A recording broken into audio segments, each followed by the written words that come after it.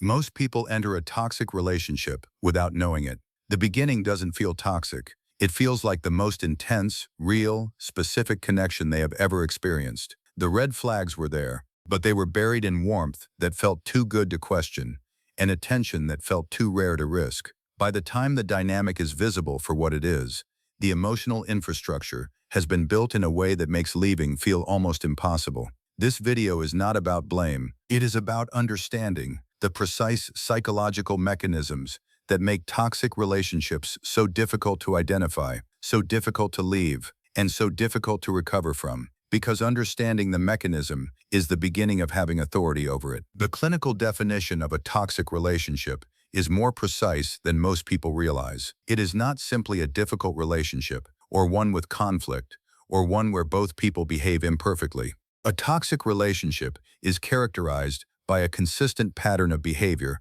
that undermines one person's psychological well-being, self-perception, and sense of reality over time. The key word is pattern. A single difficult moment is not toxicity.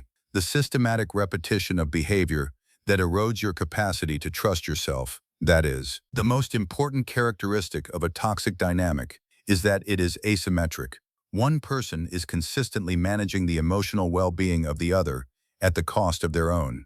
One person is consistently apologizing, adjusting, diminishing, and self-monitoring. The other is consistently being accommodated, explained for, forgiven, and returned to. This asymmetry, once established, tends to deepen rather than resolve without specific, deliberate intervention. Toxic relationships almost never begin badly. They begin with an intensity and warmth that most people have never experienced before, an attention so calibrated, so specific, so apparently perfect that it cannot be distinguished from genuine extraordinary love. This phase has a name: love bombing.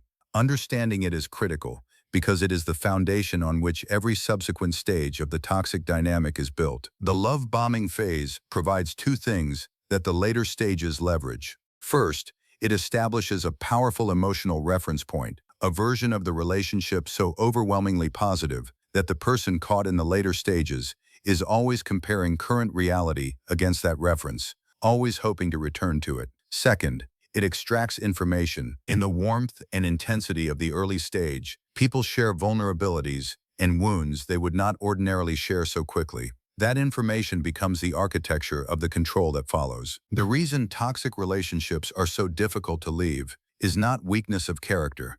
It is the specific neurological architecture of what researchers call the trauma bond, an attachment pattern formed through the alternation of danger and relief that is, from a neurological standpoint, nearly indistinguishable from substance addiction. The mechanism is intermittent reinforcement. When cycles of warmth and withdrawal alternate unpredictably, the brain's reward system activates in the same way it does in response to gambling or substance use. The warmth produces relief.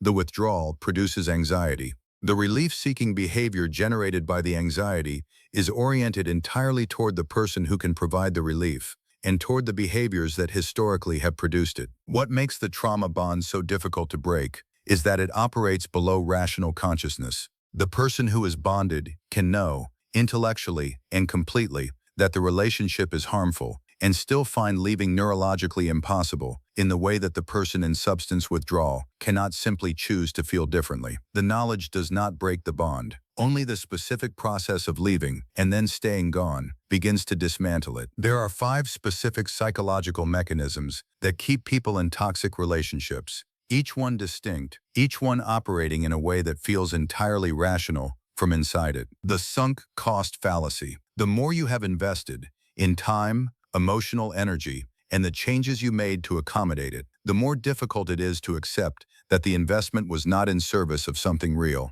The sunk cost becomes a reason to stay rather than evidence that it was already costly. Intermittent reinforcement. The cycle of warmth and withdrawal produces the most powerful attachment conditioning psychology has identified.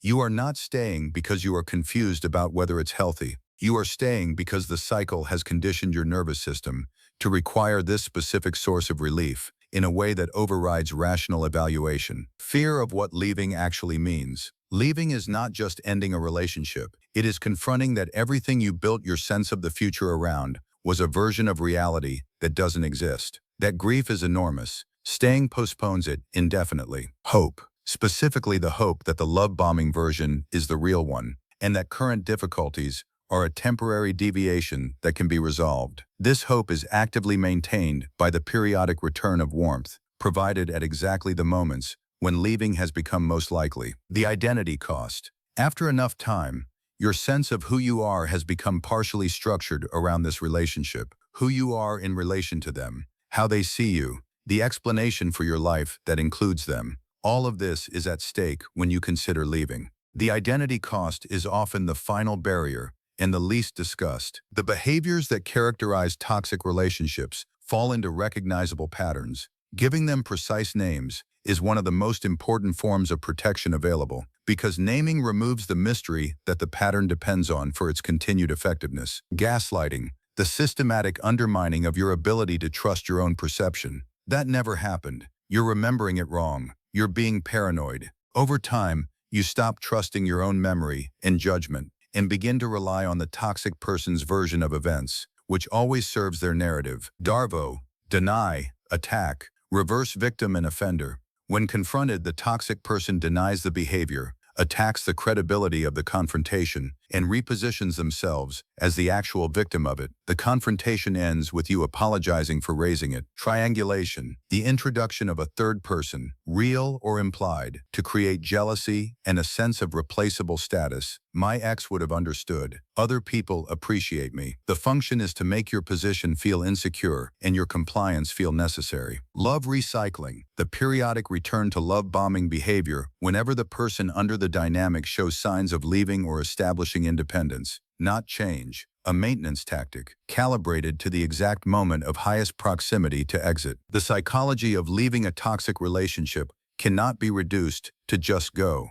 The process has stages, and understanding them prevents the most common failure mode, leaving and returning before the bond has weakened enough to stay gone. The decision to leave will almost always be followed immediately by escalation, not because the relationship suddenly becomes better, because the escalation is designed to pull you back before the bond has weakened enough. This looks like love bombing, like crisis, like guilt installation, like the return of the person you fell in love with. All of it is the same mechanism. All of it requires the same response, consistent distance. No contact is not a tactic of control or punishment. It is a neurological necessity. Every contact reactivates the bonding cycle. Every text, every closure conversation, every social media check prolongs the neurological process of disconnection. The bond weakens through absence, and only through absence. Contact is the reset button on a process that needs to run without interruption. The grief of leaving will feel disproportionate to the quality of the relationship. This is expected and does not indicate that leaving was wrong. You are not grieving the relationship as it was. You are grieving the relationship as you needed it to be and believed it was in its early stages. That grief is real. It ends. The work after leaving is the work of recovering the self that was systematically suppressed during it. Your preferences, your instincts, your confidence in your own perception, these did not disappear. They were covered, and they are recoverable through a specific kind of attention. The most critical recovery work is the re-establishment of trust in your own perception. After prolonged gaslighting, self-doubt becomes the default mode. Learning to take your own instincts seriously, to act on what you notice before you have assembled sufficient evidence to defend it to a skeptic, is the recovery of the most important faculty that toxic relationships specifically target. Be patient with the timeline. The psychological effects of a toxic relationship do not resolve in proportion to how long the relationship lasted. Give yourself the time the actual recovery requires, not the time that seems proportional from the outside. Toxic relationships survive on invisibility and isolation. The moment you can see what was happening clearly, name the mechanisms, identify the patterns, understand what was done to your nervous system, rather than simply experiencing the residue of it, the dynamic loses its ability to repeat itself in the same form. You were not weak for loving someone who used it against you. You were human in a system specifically designed to exploit humanity. Understanding that system is the beginning of being free of it.